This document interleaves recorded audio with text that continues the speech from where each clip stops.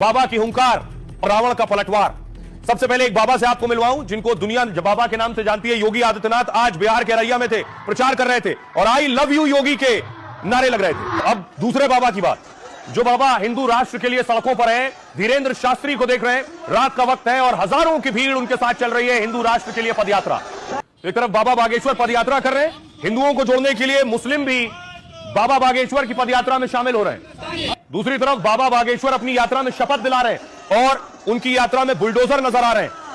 ये तस्वीर आप देख रहे हैं, बाबा बागेश्वर की यात्रा आगे बढ़ रही है। जहां तक नजर जाएगी आपको लोगों की भीड़ नजर आएगी। लोग आते हैं उनसे मिलने के लिए, उनसे आशीर्वाद लेने के लिए, उनके आगे दंडवत हो जाते हैं। और देखिए बुलडोजर लाइन से कतार में खड़े, कई दर्जन बुलडोजर खड़े हैं बाबा के स्वागत के लिए और बुलडोजर से ही फूलों की बारिश हो रही।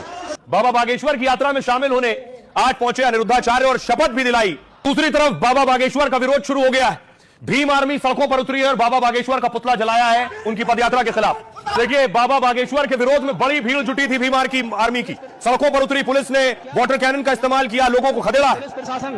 हंगामा है, बवाल है और आगजनी है। मध्य प्रदेश के दतिया में बाबा बागेश्वर का विरोध हुआ। चंद्रशेखर रावण की भीम आर्मी ने खुलेआम बाबा बागेश्वर का विरोध शुरू कर दिया है। पहले चौराहे पर बाबा का पुतला जलाया गया, उसके बाद जमकर बवाल मचा। देखते ही देखते बीच सड़क पर मारपीट शुरू हो गई। पुलिस ने लाठीचार्ज किया तो स्थिति संभलने की जगह और बिगड़ गई। चंद्रशेखर रावण पहले भी बाबा बागेश्वर को धमका चुके हैं, तो क्या इस बार भी प्लान के तहत सब किया गया है या विरोध की वजह कुछ और है? हालांकि मध्य प्रदेश में जो भी हुआ हो, सनातन एकता पदयात्रा में लाखों लोग शामिल हो रहे हैं। कि आखिर विरोध क्यों हो रहा है बाबा बागेश्वर की यात्रा का?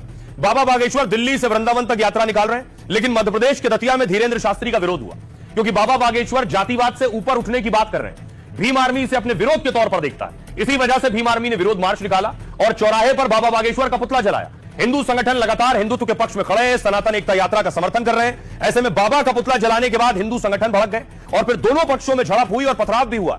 झड़प में कई लोग घायल हो गए हैं। फिर पुलिस ने लाठीचार्ज किया, पुलिस ने प्रदर्शनकारियों को लठियाया है। इसके बाद आरोपियों को हिरासत में भी लिया गया, लेकिन थाने से लौटते वक्त फिर दोनों पक्ष आपस में भिड़ गए। भीम आर्मी अब भी बाबा बागेश्वर का विरोध कर रही है। ऐसे में स्थिति न बिगड़े इसलिए भारी पुलिस बल की तैनाती की गई है। तो बाबा की यात्रा में सिर्फ हिंदू नहीं, बहुत से मुसलमान भी दिखाई दे रहे हैं बाबा के समर्थन में। तस्वीर में आपको दिखाता हूं, बाबा के हक में नारेबाजी भी हो रही है, उनके स्वागत की तैयारी भी हो रही है, उनकी यात्रा में शामिल होने भी जा रहे हैं। दूसरी तरफ यात्रा में शामिल होने की भी तैयारी है, वहीं यात्रा भी निकल रही है।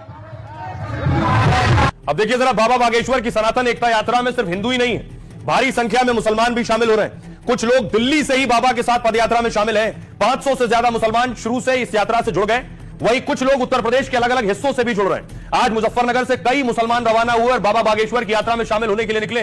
पसमानदा मुस्लिम संगठन इस यात्रा का समर्थन कर रहा है और बाबा के साथ वृंदावन तक यात्रा में जुड़ रहा है। दरअसल बाबा बागेश्वर ने पहले भी यह बात कही थी कि यह पद यात्रा मुसलमानों के खिलाफ नहीं, बल्कि इसका मकसद हिंदुओं को एक करना है, जो समाज में जाति वर्ग के नाम पर बटा हुआ है। धीरेन्द्र शास्त्री ने कहा कि जब तक देशवासी बटे रहेंगे तब तक देश अखंड और मजबूत नहीं हो सकता है। सबसे पहले देखिए, मौलाना साजिद रशीदी कह रहे हैं यह धार्मिक नहीं, राजनीतिक पदयात्रा है। देश में सिमी जैसे संगठन को बैन किया क्योंकि वो इस्लामिक राष्ट्र की मांग कर रहे थे, लेकिन इनके खिलाफ कुछ नहीं हो रहा है, यह कहना है साजिद रशीदी का। सपा नेता एसटी हसन कह रहे हैं उसी दिशा में बाबा बागेश्वर भी चल रहे हैं। उन्हें लग रहा है कि यह सब करके राजनीतिक पद मिल जाएगा उन्हें, लेकिन बाबा बागेश्वर योगी का मुकाबला नहीं कर पाएंगे। शाहबुद्दीन रिजवी कह रहे हैं हम ना हिंदू राष्ट्र बनने देंगे ना इस्लामिक राष्ट्र। भारत एक संवैधानिक देश है जहां सब बराबर है। बाबा अपने हिंदू राष्ट्र वाले प्लान में सफल नहीं होंगे।